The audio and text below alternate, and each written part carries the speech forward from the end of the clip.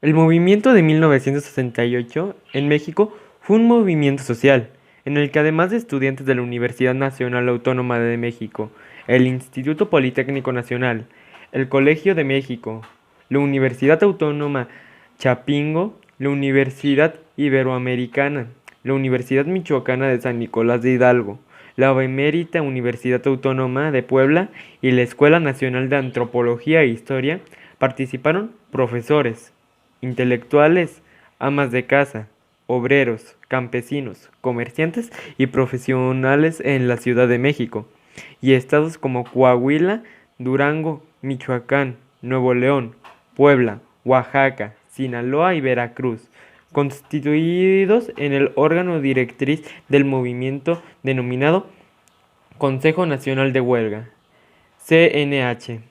El movimiento contó con un pliego petitorio del CNH al Gobierno de México de acciones específicas como la libertad a presos políticos y la reducción o eliminación del autoritarismo. De fondo, el movimiento buscaba un cambio democrático en el país, mayores libertades políticas y civiles, menor desigualdad y la renuncia del gobierno del Partido Revolucionario Institucional, el PRI, que consideraba autoritario.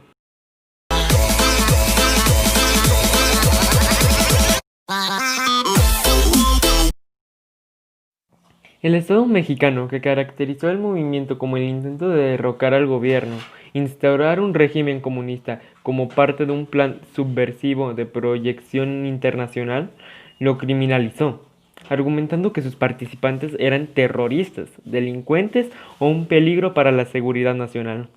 Por ello fue reprimido continuamente durante el transcurso de él mismo, y con el fin de terminarlo, el 2 de octubre de 1968 perpetró la masacre de Tlatelolco, en la Plaza de las Tres Culturas de Tlatelolco, logrando disolver el movimiento en diciembre de ese año.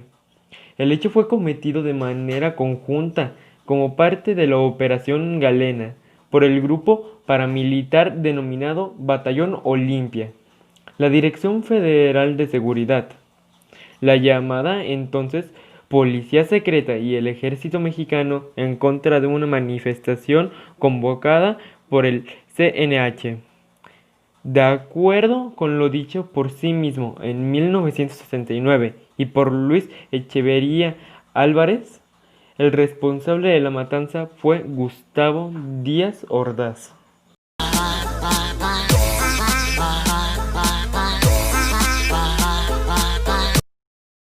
Como ya había mencionado, todos los involucrados fueron los estudiantes, maestros, señoras de casa y toda la demás gente que había mencionado. Pero lo que les voy a hablar aquí son los principales. Los dos principales fueron Raúl Álvarez Garín, que tenía 27 años de edad y era alumno no solo de la Facultad de Ciencias del UNAM, sino también de la carrera en Físico-Matemáticas del IPN. Él, junto a Luis González de Alba, es uno de los integrantes más importantes del movimiento. También se encuentra Sócrates Amado Campos. Tenía 22 años de edad y era integrante también de la Juventud Comunista. Campos Lemus es delegado además de la Escuela Superior de Economía del IPN. Entre otros también se encuentra Luis Tomás Cervantes Cabeza de Vaca, Roberto Escudero, Pablo Gómez Álvarez, Luis González de Alba, Gilberto Guevara Niebla, Salvador Martínez de Villarroca, Marcelino Perello y Áyax Segura Garrido.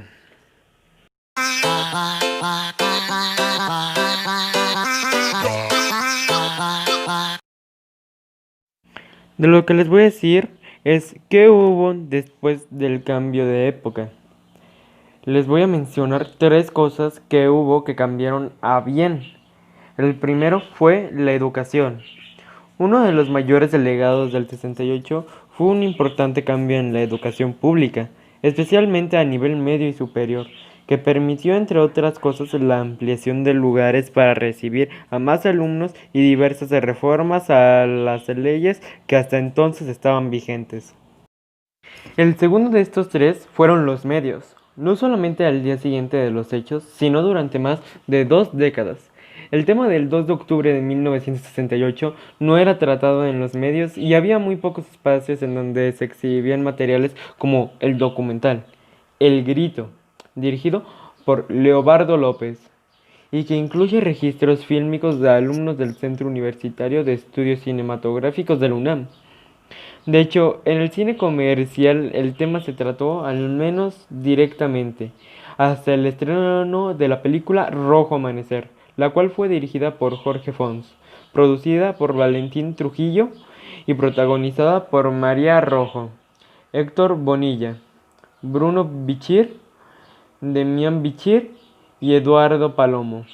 Tras ser censurada y enlatada durante varios años, de hecho, esta película se filmó y produjo prácticamente en secreto hasta por fin su estreno en 1990, convirtiéndose en un éxito en la taquilla. El tercero y último fueron las manifestaciones. Un efecto que dejó el 2 de octubre de 1968 fue la línea dura del gobierno contra las manifestaciones en las calles, lo cual, por si quedaba alguna duda, fue ratificado con el llamado Halconazo el 10 de junio de 1971. Ese día un grupo militar denominado Los Halcones reprimió violentamente una protesta estudiantil en el rumbo de San Cosme. Ambos hechos provocaron que las manifestaciones en la calle, especialmente estudiantiles, fueran algo inconcebible durante varios años, al menos en la Ciudad de México, ya que prácticamente durante 15 años no hubo grandes movimientos estudiantiles en la UNAM, la universidad más grande de México, hasta que en 1986 iniciaron una serie de protestas provocadas por un paquete de reformas, que entre otras cosas proponía un ajuste a las cuotas promovidas por el entonces rector Jorge Carpizo.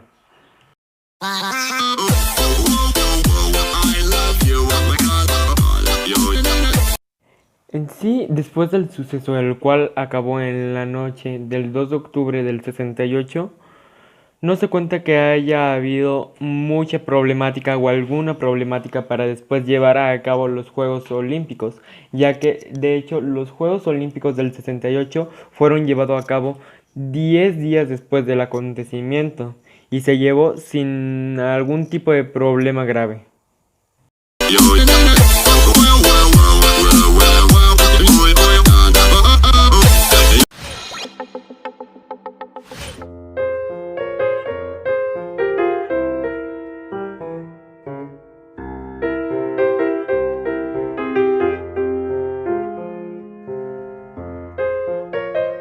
Una marcha muy alegre porque ya todos íbamos muy seguros de lo que se proponía el movimiento y había compañeros que traían unas cámaras y ella iba acompañada de uno de sus parientes allí y no sé, pues, yo me le quedé viendo, ¿verdad? Y ya pues empezamos a platicar y me dijo que era trabajo social y desde ahí empezamos a conocernos más.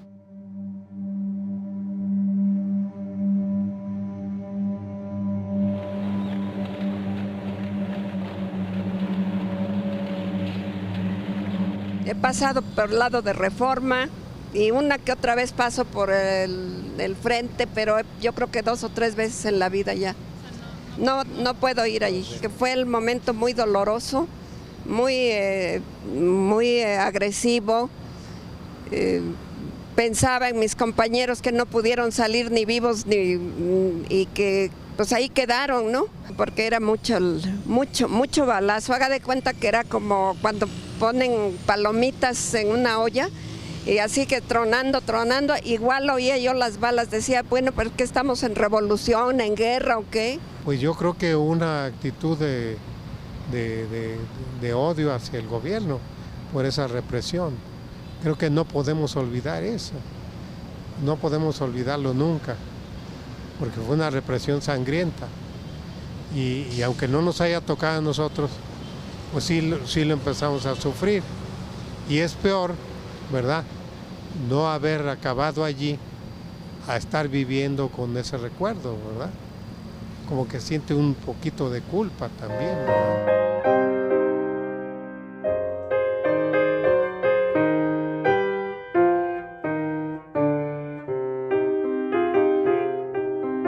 Una noche decidimos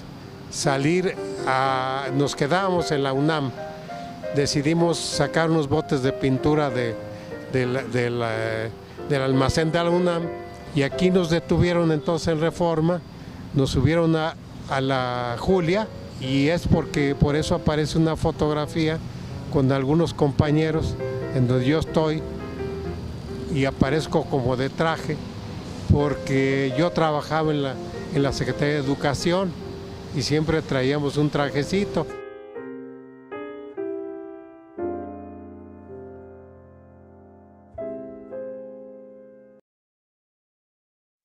Y bueno, como conclusión, el 2 de octubre ha quedado marcado en la historia de México como un día lleno de violencia y en el que se perdieron muchas vidas de estudiantes. Hechos violentos originados por el gobierno de ese entonces y que hasta el día de hoy se recuerda con tristeza y se conmemora cada 2 de octubre como Día de Duelo Nacional. El 8 de noviembre de 2011, el Congreso de la Unión declaró el 2 de octubre Día de Duelo Nacional. Además, se propuso inscribir dicha fecha en el Muro de Honor de la Cámara de Diputados, en memoria de los mártires de la democracia.